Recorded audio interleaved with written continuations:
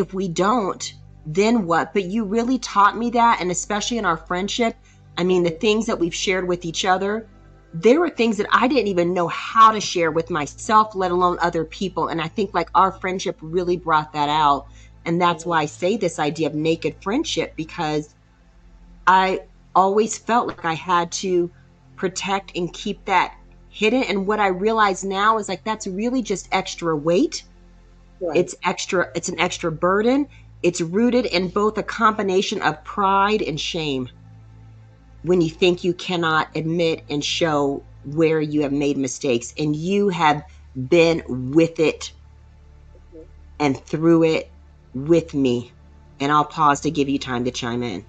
And like I said, ditto everything. Just realize everything she's saying, I can say exactly the same sentences pertaining to her, and even more so.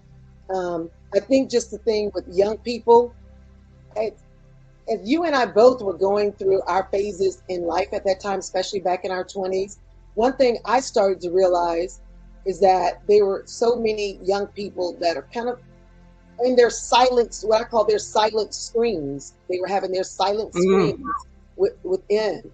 And and there were things I was holding myself, because again, when you have a certain facade, you don't, there's just certain things you don't want people to know. You're just like, I'm going to hold on to this part. And that doesn't mean that your life has to be an open book.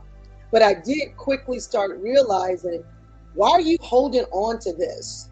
Because this young person needs to hear that you've been there. Like, why are you holding on to it? It's just like, once I start releasing, I couldn't stop releasing.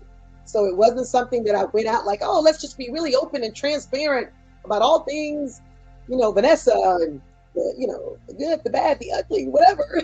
Let's just be, it wasn't that. It was just like, you know what? You owe it to another sister, another young woman, another young person, so that they can know that they're not alone.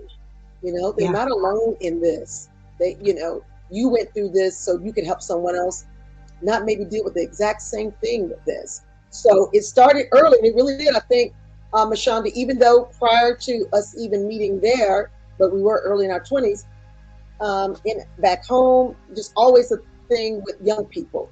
But I think in our Yes. 20s is where it flourished more, and with that assignment that you and I were given, and I applaud that